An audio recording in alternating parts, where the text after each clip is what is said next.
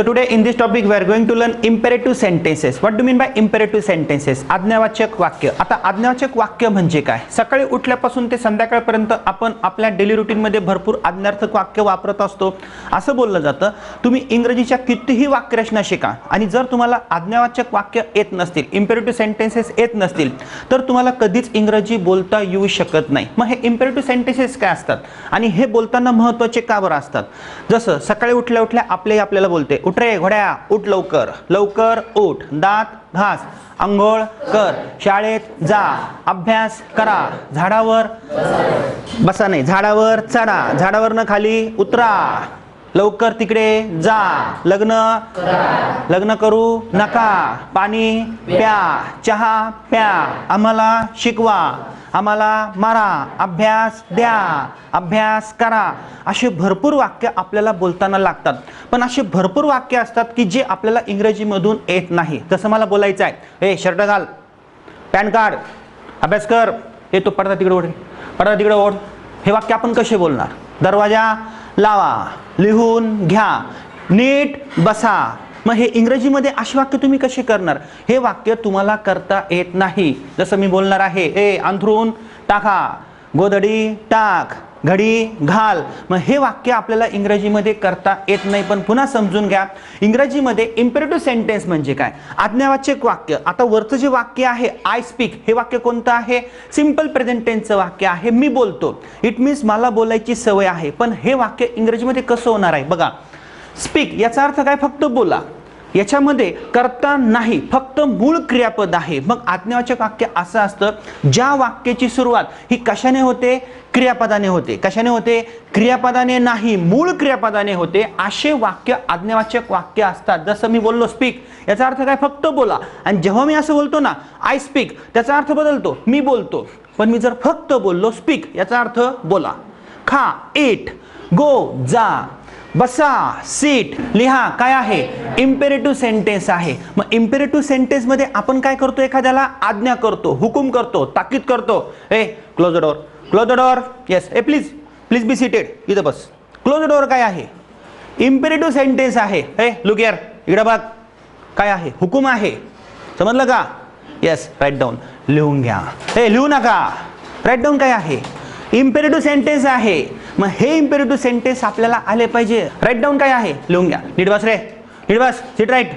Imperative sentence काय आहे? Imperative sentence. ए बोट तोंडात घालू नको, काय आहे? Imperative sentence. इकडे या, इम्पेरेटिव्ह सेंटेन्स. लग्न करा, इम्पेरेटिव्ह सेंटेन्स. लिहून घ्या, इम्पेरेटिव्ह सेंटेन्स. मग इंग्रजीमध्ये असे वाक्य कशाने सुरुवात होतात? मूळ क्रियापदाने. क्रियापदाने नाही, मूळ क्रियापदाने. या ठिकाणी बघा तुम्ही, स्पीकच्या मागे पुढे काही आहे का? काहीच नाही. म्हणून ह्या स्पीक क्रियापदाचा अर्थ बदलतो. मग जर मला इम्पेरेटिव्ह सेंटेन्स शिकायचे असतील, आपण यूट्यूबवर, फेसबुकवर असे खूप काही व्हिडिओज बघतो. आपल्याला काही वाक्य पाठ करायला सांगतात. मग इम्पेरेटिव्ह सेंटेन्स शिकण्याची आणि त्यांची प्रॅक्टिस करण्याची एक वेगळी मेथड आपल्याकडे आहे. या ठिकाणी मी एक स्ट्रक्चर तयार केलेला आहे. स्पीक याचा अर्थ काय? फक्त बोला. पण मी एक स्ट्रक्चर तयार केलेला आहे. मी असं बोलणार आहे, speak English, it means English बोला. मराठी बोला, स्पीक मराठी. हिंदी बोला, स्पीक हिंदी. पण मी पुढे स्ट्रक्चर कसं तयार केलेलं आहे बघा. स्पीक विथ राम, राम बरोबर बोला, श्याम बरोबर बोला, लता बरोबर बोला, गीता बरोबर बोला, माझ्या वडिलांबरोबर बोला, ए माझ्या बायको बरोबर बोला.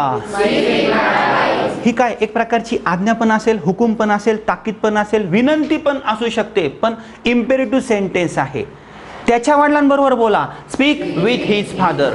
त्यांच्या वडिलांबरोबर बोला, स्पीक विथ देअर फादर. रामच्या वडिलांबरोबर बोला, श्यामच्या वडिलांबरोबर बोला.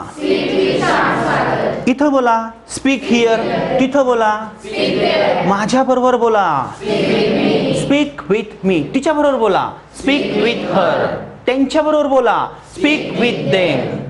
एक क्लासमध्ये बोला, स्पीक इन द क्लास. शिकण्यासाठी बोला, speak to learn, speak to learn. झाडाखाली बोला, स्पीक अंडर अ ट्री. आता हे इन, ऑन, अपॉन, ॲट काय आहे?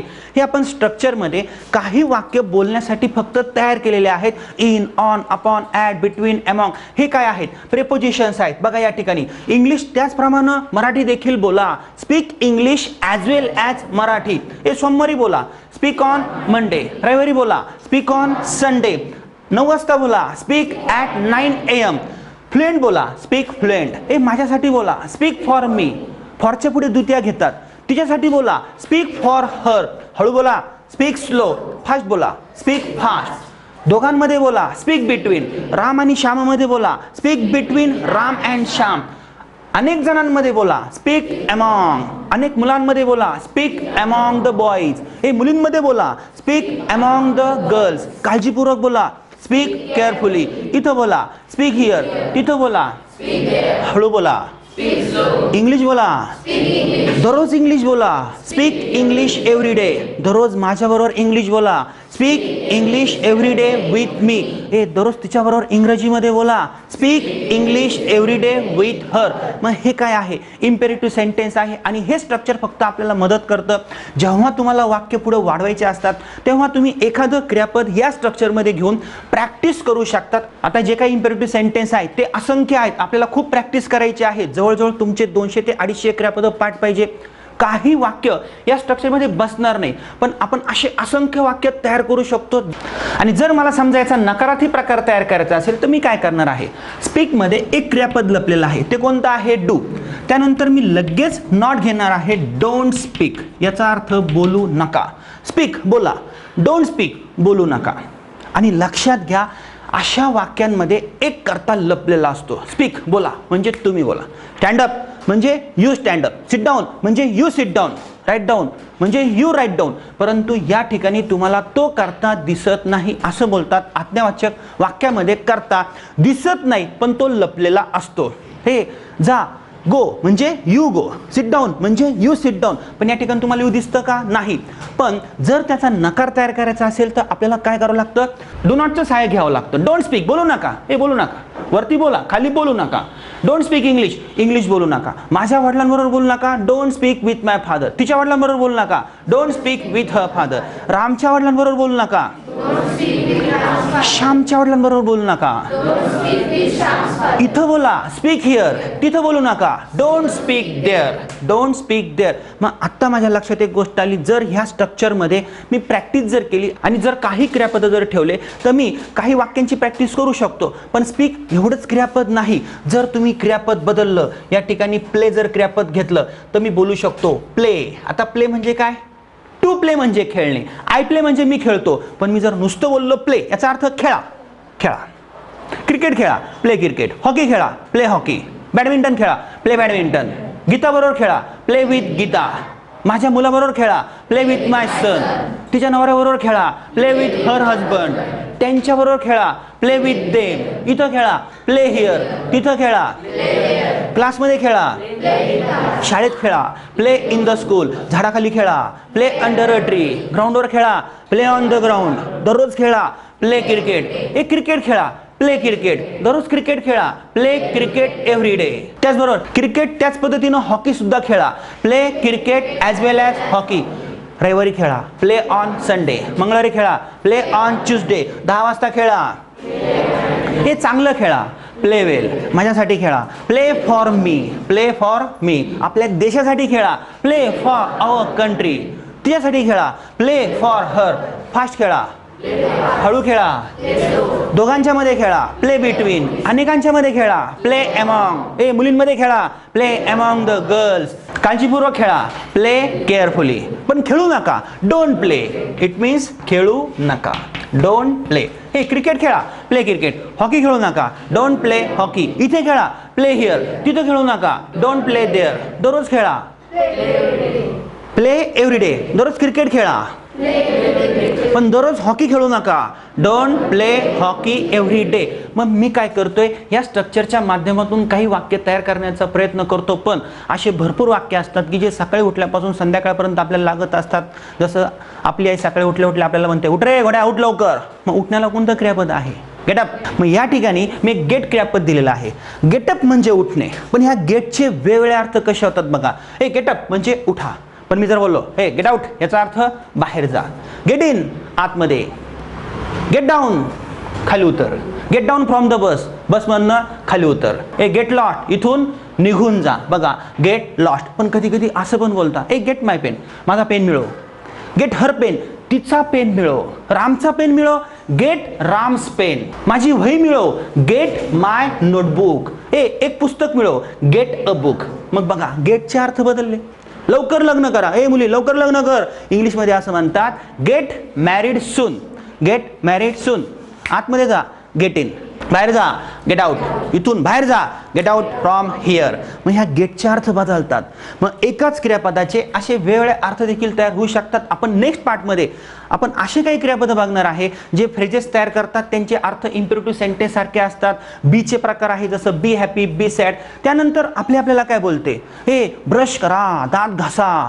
मग ब्रश काय आहे, क्रियापद आहे. या ठिकाणी मी ब्रश क्रियापद ठेवलं. ब्रश म्हणजे काय, घासा. काय घासा, दात घासा. माझे दात घासा, ब्रश माय टीथ. तिचे दात घासा, ब्रश हर टीथ.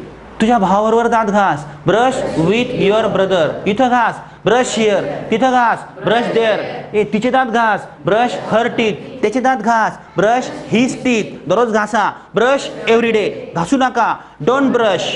हळू घासा, हळू घासा, ब्रश स्लो. कोलगेटनं दात घासा, ब्रश विथ कोलगेट. प्रॉमिसनं दात घासू नका, डोंट ब्रश विथ प्रॉमिस.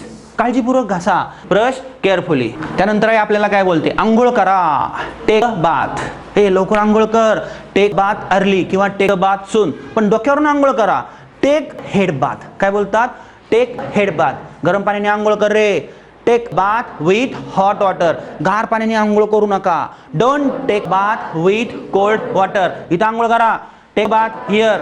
रस्त्यावर आंघोळ करू नको रे, don't take bath on the road. दररोज आंघोळ करा, टेक. मित्रांनो, आता स्पोकन इंग्लिशचा कोर्स करण्यासाठी हजारो रुपये खर्च करण्याची गरजच नाही.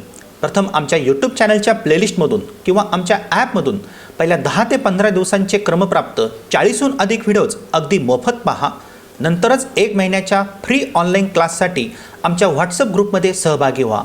होय, हे अगदी खरं आहे. अशा प्रकारची सुवर्ण संधी देणारा महाराष्ट्रातील एकमेव क्लास. यासाठी आपण आमच्या यूट्यूब चॅनलच्या प्लेलिस्ट किंवा आमच्या ॲपमधूनच क्रमप्राप्त सुरुवात करा. आमचा यूट्यूब चॅनल आहे विटी Shinde spoken kit and classes. आमचे ॲप आहे विटी Shinde spoken kit and classes.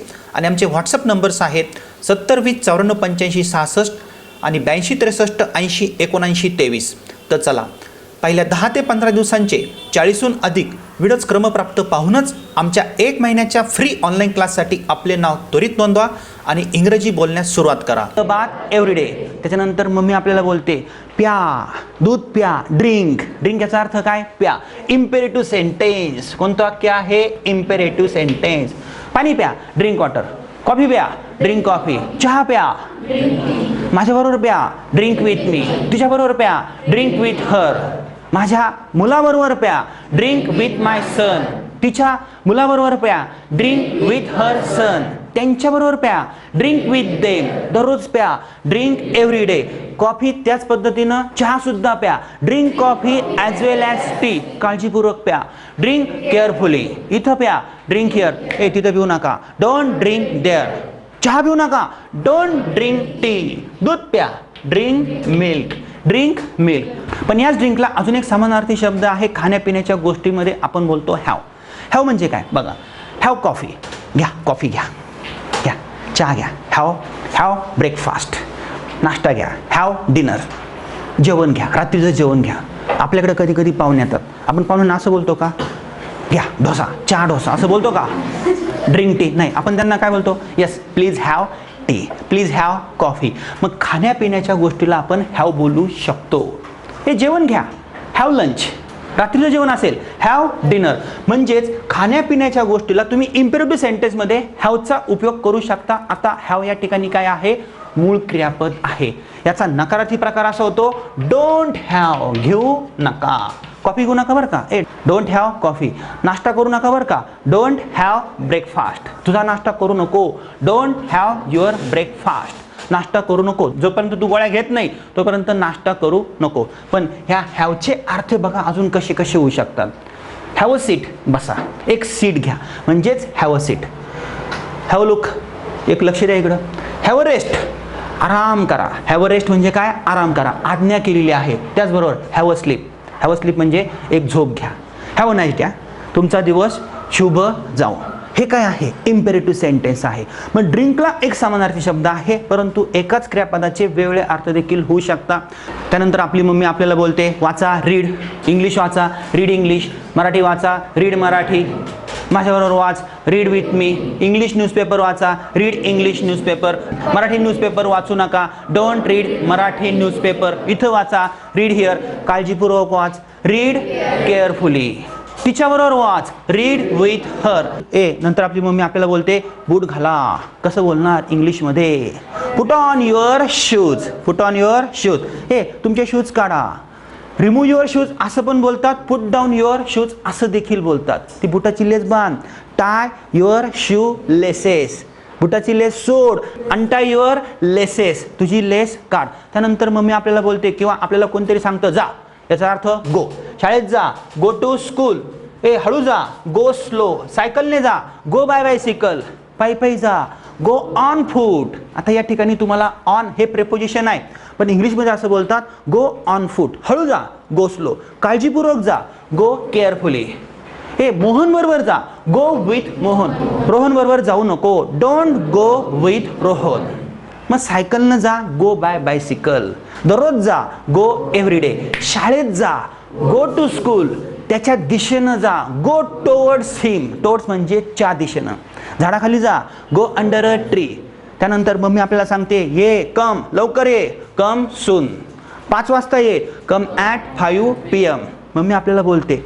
त्यानंतर अभ्यास करा, स्टडी, खूप अभ्यास करा, स्टडी हार्ड. मग स्टडी काय आहे? एक प्रकारचं इम्पेरेटिव्ह सेंटेन्स आहे. अभ्यास करू नका, डोंट स्टडी. इंग्लिशचा अभ्यास करा, स्टडी इंग्लिश. मराठीचा अभ्यास करू नका, डोंट स्टडी मराठी. इथं अभ्यास करा, स्टडी हिअर. तिथं अभ्यास करू नका, डोंट स्टडी देअर. दररोज अभ्यास करा, study every day, study every day. खूप अभ्यास करा, स्टडी हार्ड. 9 वाजता अभ्यास करा, स्टडी ॲट 9.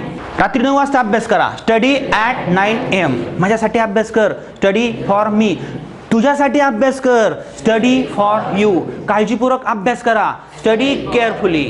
अभ्यास करू नका, डोंट स्टडी. अभ्यास करू नका, डोंट स्टडी. त्यानंतर आपल्याला भरपूर असे वाक्य असतात की जे इंग्रजीमध्ये लागतात, पण हे आपण पुढच्या प्रकारामध्ये बघणार आहे. तुम्ही या ठिकाणी बघू शकता. जर समजा आपण सकाळी उठल्यानंतर आपल्याला जर कोणी बोललं तुझे केस नीट कर, भांग पाड, तर असे वाक्य आपण इंग्रजीमध्ये कसे बोलू शकतो? या ठिकाणी तुम्ही बघू शकता. आपण डूचा वापर करू शकतो. कोम युअर हेअर असं देखील बोलतात, पण डू युअर हेअर, तुझे केस बनव म्हणजेच भांग पाड, डू युअर हेअर. डिश बनव, डू डिशेस. आता डू काय आहे? एक प्रकारचं क्रियापद पण आहे, सहाय्यकारी क्रियापद पण आहे. पण जर डू या ठिकाणी जर मी ठेवलं, त्याचे अर्थ कसे कसे होतात बघा. डू म्हणजे करा, डू धिस, हे करा, ते करू नका, डोंट डू दॅट. म्हणजेच याचा नकारार्थी प्रकार असा होतो डोंट डू.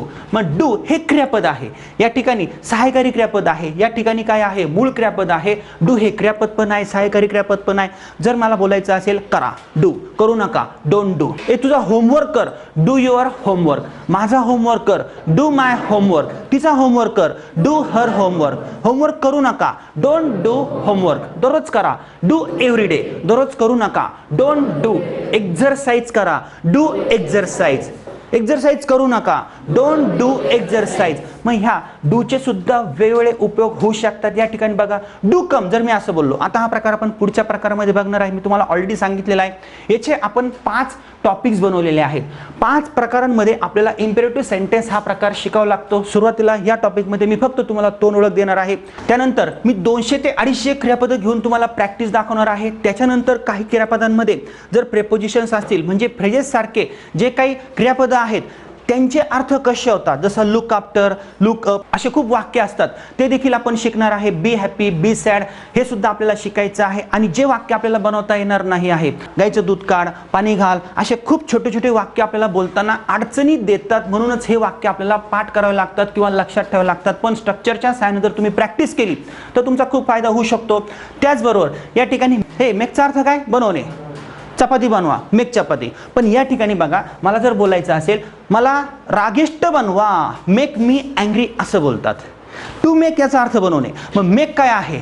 बनवा. पण या ठिकाणी बघा, मेक मी अँग्री, मला रागीट बनवा किंवा रागिष्ट बनवा, तिला रागिष्ट बनवा, मेक हर अँग्री. एक वचन द्या, मेक मी प्रॉमिस. आता या ठिकाणी मेक बनवा हा अर्थ या ठिकाणी घेत नाही. मेक मी प्रॉमिस म्हणजेच मला एक वचन दे. त्याचबरोबर एक गेस करा, मेक अ गेस असं देखील बोलतात. त्याचबरोबर मेक अँग्री म्हणजे काय, रागिष्ट बनवा. हे त्याला दुखी बनवा, मेक हिम सॅड. तिला दुखी बनवा, make her sad. Make for me माझ्यासाठी बनवा, मेक हिअर इथं बनवा, मेक देअर तिथं बनवा. पण याचा नकारार्थी प्रकार असा होतो बघा, डोंट मेक मी अँग्री. मला रागिष्ट बनवू नको बरं का, डोंट मेक मी अँग्री. तिला रागिष्ट बनवू नको, डोंट मेक हर अँग्री. त्याला रागिष्ट बनवू नका, डोंट मेक हिम अँग्री. मग या ठिकाणी मेकचा अर्थ बदलला. गेस करू नका, प्लीज गेस करू नका, don't make a guess. List बनवू नका, डोंट मेक अ लिस्ट. मग कधी कधी एखाद्या क्रियापदाचे इम्पेरेटिव्ह सेंटेन्समध्ये अर्थ बदलतात देखील. मेक याचा अर्थ बनवणे असं देखील होतो. चपाती बनवा आपण असे बोलू शकतो ना, प्रिपेअर चपाती किंवा मेक चपाती. मग त्या वेळेस जे तुम्हाला योग्य वाक्य वाटतात ते वाक्य तुम्ही बोलू शकता. आता त्यानंतर तुम्ही या ठिकाणी बघू शकता कीप. कीपचा अर्थ काय, ठेवणे, बरोबर ना. पण या ठिकाणी मला जर बोलायचं असेल ठेवा, तर मी काय बोलू शकतो, कीप. इथं ठेवा, कीप हिअर. तिथं ठेवा, कीप देअर. तिथे ठेवू नका, डोंट कीप देअर. पण याचे अर्थ कसे बदलतात बघा. त्याला आनंदी बनवा, तर इंग्लिशमध्ये असं बोलतात कीप हिम हॅपी. कीप हिम हॅपी, त्याला आनंदी ठेवा, तिला आनंदी ठेवा, कीप हर हॅपी. रामला आनंदी ठेवा, कीप राम हॅपी. इथं ठेवा, कीप हिअर. तिथं ठेवा, कीप देअर. त्याचबरोबर असं देखील बोलतात कीप स्टँडिंग. आता कीप स्टँडिंगचा अर्थ काय, कीप स्माइलिंगचा अर्थ काय, कीप स्माइलिंग हसत राहा म्हणजे नेहमी हसत मुख राहा. कीप स्पीकिंग बोलत राहा. खात राहा, कीप इटिंग. मरत राहा, कीप डाईंग. बघत राहा, कीप वॉचिंग. कीप स्टँडिंग उभे राहा. लिहित राहा, कीप रायटिंग. त्याचबरोबर कीप इट ऑन आपण म्हणतो ना, हां येस कीप इट ऑन चालू ठेवा. कीप ऑन चालू ठेवा, तुमचं काय ना चालू, तुझं चालू ठेव. त्यानंतर कीप युअर हेड, डोकं काढून बाजूला ठेवा असा अर्थ घ्यायचा नाही. Keep your head. Keep your head म्हणजे काय, डोकं जरा शांत ठेवा, आज्ञा केलेली आहे. कीप काय आहे या ठिकाणी क्रियापद आहे. पण त्याचबरोबर कीप अंडर म्हणजे काय, च्या खाली ठेवा. झाडाच्या खाली ठेवा, कीप अंडर अ ट्री. पण जर मला बोलायचं असेल, मुली तुझं डोकं शांत ठेव, कीप युअर हेड. पुढे मानायची गरज नाही, कूल. मग कीप युअर हेडचा अर्थ काय, शांत राहा. त्याचबरोबर कीप इन आतमध्ये ठेवा, कीप इट फॉर मी माझ्यासाठी ठेवा. कीप क्वाइट शांतता राखा. हा काय आहे, इम्पेरेटिव्ह सेंटेन्सचा प्रकार आहे. डोंट कीप ठेवू नका, इथे ठेवू नका, डोंट कीप हिअर. तुमचं डोकं शांत ठेवू नका बरं का, तुमचं डोकं शांत ठेवू नका, डोंट कीप युअर हेड. बस एवढंच तुम्ही बोलू शकता. मग हे जे इम्पेरेटिव्ह सेंटेन्सेस आहेत हे आपल्याला बोलताना खूप लागतात. मग आता आपल्याला काय करायचं आहे, तुम्हाला काही क्रियापदे या ठिकाणी घ्यायची आहे, त्याची प्रॅक्टिस करायची आहे. फॉर एक्झाम्पल तुम्ही या ठिकाणी इट घेतलं, तुम्हाला किती वाक्य बनवता येतात याचा मराठीतून विचार करा. इट म्हणजे काय, खा, आंबा खा, पेरू खा, चपाती खा, हे खा, ते खा, दररोज अंडे खा, दररोज अंडे खाऊ नका, दररोज एकच अंडं खा, दररोज 8 वाजता अंडे खा. मग तुम्ही असे वाक्य बनवायचे आहे. आणि जे वाक्य नाही बनणार आहे त्या वाक्यांची लिस्ट आपण नंतर करणार आहे, कारण असे खूप वाक्य आहे इंग्रजीमध्ये की जे आपल्याला करता येणार नाही आहेत. जसं मला बोलायचं आहे पडदा ओढा, त्यानंतर बटन काढ, शर्ट घाल, शर्ट काढ, पॅन्ट घाल, गाईचं दूध काढ, पाणी घाला. असे खूप वाक्य आपल्याला लागणार आहे. पण फक्त एकच विचार करायचा आहे, जे आपले रेग्युलर व्हर्ब्स आहेत साधारणपणे 50 ते 60 जे व्हर्ब्स आहेत या ठिकाणी बसतात. जसं राईट आहे, स्पीक आहे, ड्रिंक आहे, रीड आहे, हेल्प आहे. असे साधे साधे क्रियापद ठेवा. पण चटकन आपल्याला बोलायचं असेल, मला मदत कर, हेल्प मी, तिला मदत करू नको, डोंट हेल्प हर. तर हे स्ट्रक्चर्स तुम्हाला मदत करणार आहे. सगळे वाक्य तुम्हाला या स्ट्रक्चरमध्ये बनवता येणार नाही, पण तुम्ही जितकी चांगली प्रॅक्टिस कराल. या ठिकाणी जर मी ॲडवाइस क्रियापद ठेवलं आणि तुम्हाला घरी प्रॅक्टिस करायची आहे, तुम्ही काय करणार आहे, सल्ला द्या, मला सल्ला द्या, तिला सल्ला द्या. मग मराठीतून विचार करा आणि जेव्हा तुम्हाला मराठीतून बनवता येईल असे काही वाक्य तुम्हाला लागतील, बोलताना चटकन ते वाक्य आठवले पाहिजे. तिला सल्ला देऊ नको बरं का, डोंट ॲडवाइस सर, मला सल्ला द्या, ॲडवाइस मी. त्यांना सल्ला देऊ नका, डोंट ॲडवाइस देम. दररोज सल्ला द्या, ॲडवाइस एव्हरीडे. मग असे काही वाक्य तुम्हाला जर यायला लागले तर हळूहळू तुम्हाला त्याची एक लिस्ट तयार करायची आहे. आणि घरात दारात बोलताना असे कोणते वाक्य आपल्याला लागणार आहे, जसं खा, प्या, टीव्हीचा आवाज कमी करा, टीव्हीचा आवाज वाढवा, फॅन लावा, फॅन बंद करा. कसं बोलणार इंग्लिशमध्ये. आपण पार्ट 5 तयार केलेले आहे त्याच्यामध्ये अभ्यासणार आहे. म्हणून हा प्रकार सगळ्यात जास्त महत्त्वाचा आहे. आणि हा प्रकार शिकता शिकता आपल्याला वाक्यरचना देखील शिकायची आहे. म्हणजे जर इम्पेरेटिव्ह सेंटेन्स जर तुम्हाला शिकायचे असेल तर तुम्हाला कमीत कमी 3 ते 4 हजार इम्पेरेटिव्ह सेंटेन्सेस आले पाहिजे. म्हणजेच तुम्हाला त्याच्यासाठी जे डेली रुटीनमध्ये लागणारे जे तुमचे क्रियापद आहेत ते देखील तुमच्या लक्षात राहायला पाहिजे. जसं पुल म्हणजे काय, पुश म्हणजे काय, दरवाजा ढकल, कडी लाव, तिकडे जाऊ नको, इकडे लक्ष दे, हे लक्ष दे, कसं बोलणार इंग्लिशमध्ये? पे अटेन्शन, लक्ष देऊ नको, डोंट पे अटेन्शन, घडी घाल, घडी घालू नको, गोधडी टाक, अंथरूण टाक, बेड बनव, असे खूप वाक्य आहे. मग आता बेड बनव, मेक बेड.